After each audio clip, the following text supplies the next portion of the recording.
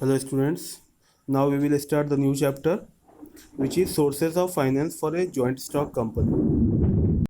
So let's see first what is there in the syllabus. So different types of shares you have to study: equity, preference, under that bonus shares, rights issue, ESOP, sweet equity share, retained earnings, etc. you have to study.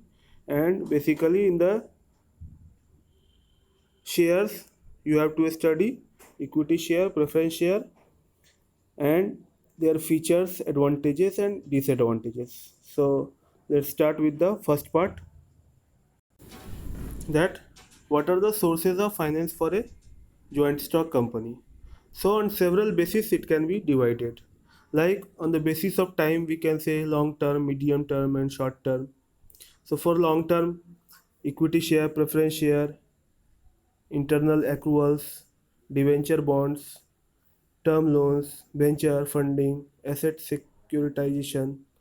All these are methods of arranging long-term funds. Again, short-term funds are like trade credit, means credit from suppliers, short-term loan from commercial institutions or banks, fixed deposits of 1 year, etc. Means below 1 year, if fund is needed, that is called short-term fund.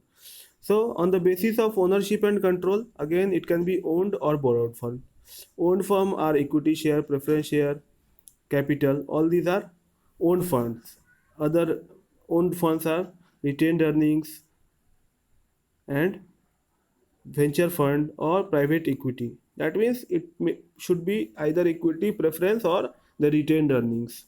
Again, borrowed fund maybe long-term loans may be taken from financial institutions, and commercial loans can be taken from the banks, and debentures are one of the type of borrowed funds. Again, on the basis of source of generation, it can be divided into internal or external. Internal funds are like equity share, preference share capital, retained earning. All these are internal sources. And external sources are issuing debenture or having loan from any source.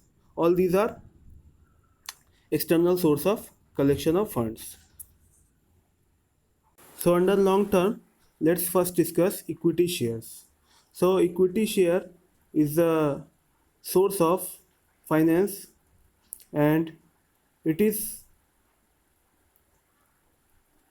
a small part of the core capital of the company. That means share is the share in the share capital of a company. So when capital of company is divided into small parts, it is called share. And when the shareholder becomes direct owner of the capital of the company or it's part of it, it is called equity share. Equity shareholders are the actual owners of the company. Now let's see what are the features of equity share. So basic features of equity share are that equity share is issued at first before issuing any preference shares or debentures, because it constitutes the core capital of the company. So equity share is issued at first. Dividend on equity shares are given after meeting all the expenses and dividend to all other shareholders than equity shareholders. Like interest on debenture is paid first, then the dividend to the preference shares holders will be paid, and then if any dividend is becoming due on equity share, then this dividend will be decided in annual general meeting by the board of directors, and then the dividend is paid. Again, equity share capital is repaid only if the company is winding up. If the company is going into liquidation, that means company is totally stopping to continue, then equity shareholders are repaid their capital. These are, however, transferable. It can be sold to other persons, but it will not be repaid till the company is winding up, because the equity shareholder is the owner of the company. Holders of equity share generally enjoy voting rights. All the equity shareholders have voting right based on the number of the shares. Now let's see what are the advantages of issuing equity share capital. So the advantages may be from the company's viewpoint and from the equity shareholders or investors viewpoint.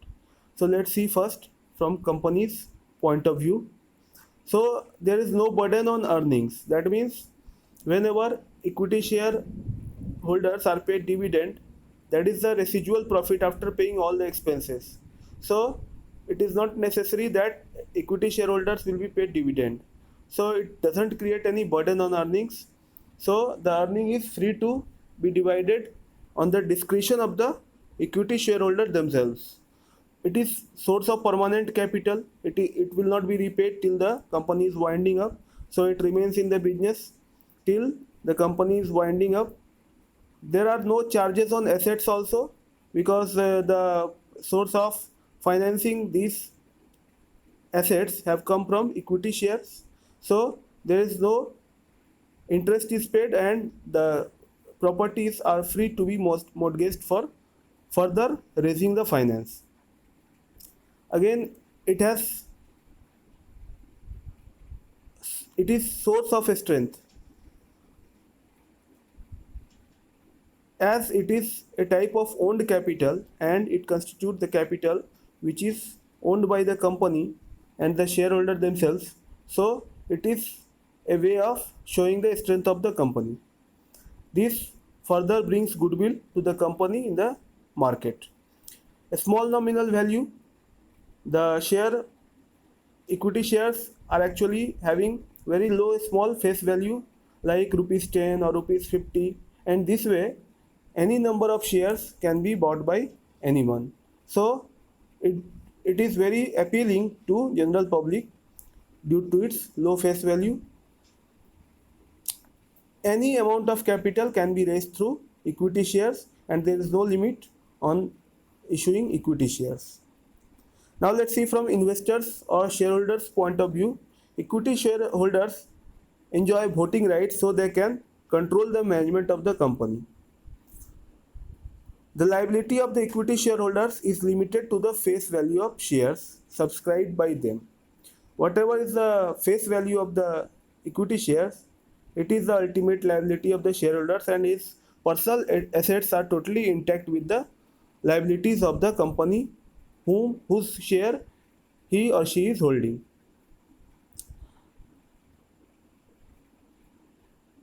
Again, in very successful businesses, sometimes shareholders are paid high dividend, like in case of Hero Honda Motors, 900% dividend on equity shares face value was paid in 2002-2003. So on 10 rupees share, investors are getting 90 rupees. So this is the power of equity shareholding. Equity shareholders who are having equity holding in a company has the preferential right of on the further issue of equity shares. That means if an equity shareholder is holding a share in a company, then he has preferential right on the new issues of the share. So it can be bought cheaply.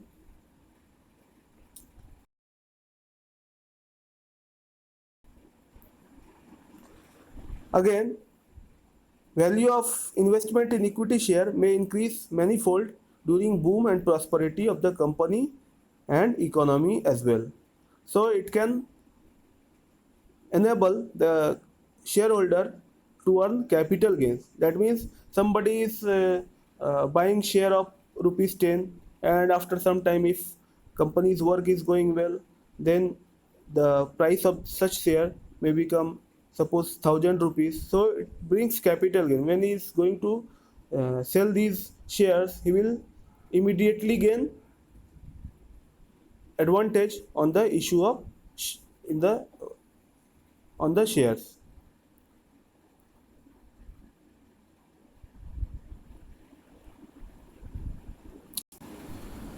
The dividend is totally tax free, because after paying all the expenses, the dividends are distributed.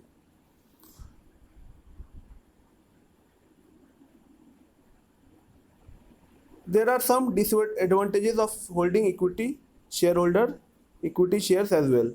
Like from company's point of view, there is manipulation of control. If somebody buys a high percentage of equity shares in the company, then he has full control over the management. As somebody is having more than 50%, then the majority of rights is with him. Again, danger of overcapitalization is always there, because the equity shareholders are not repaid easily. So if the company overcapitalized, that means it collects more capital than required, then it has to pay the dividend on those shares, which will ultimately reduce the amount of dividend per share. No trading on equity share capital cannot be used for the benefit of trading, because it is permanent in nature and it has to be kept in the business for a long time. It is very costly because the dividend has to be paid on this, and the underwriting commission, brokerage, and other issue expenses are very high for issuing equity share capital. It is very inflexible in nature, because if a company issues equity shares, then it has to keep that capital into the business for a long time, and again it cannot issue more than its authorized capital, which is mentioned in memorandum of association. Again, there are some disadvantages from the investor's viewpoint as well, that the control is actually done by those shareholders who are having more than 50% share. So the voting right goes in vain in case of a small equity shareholders.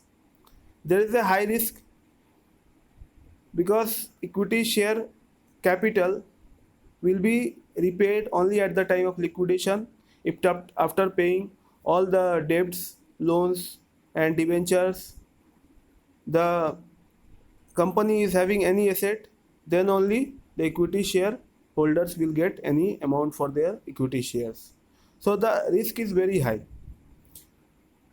There are some unhealthy speculation as well, because sometimes the prices of equity shareholders goes up and down, and there is high amount of speculation.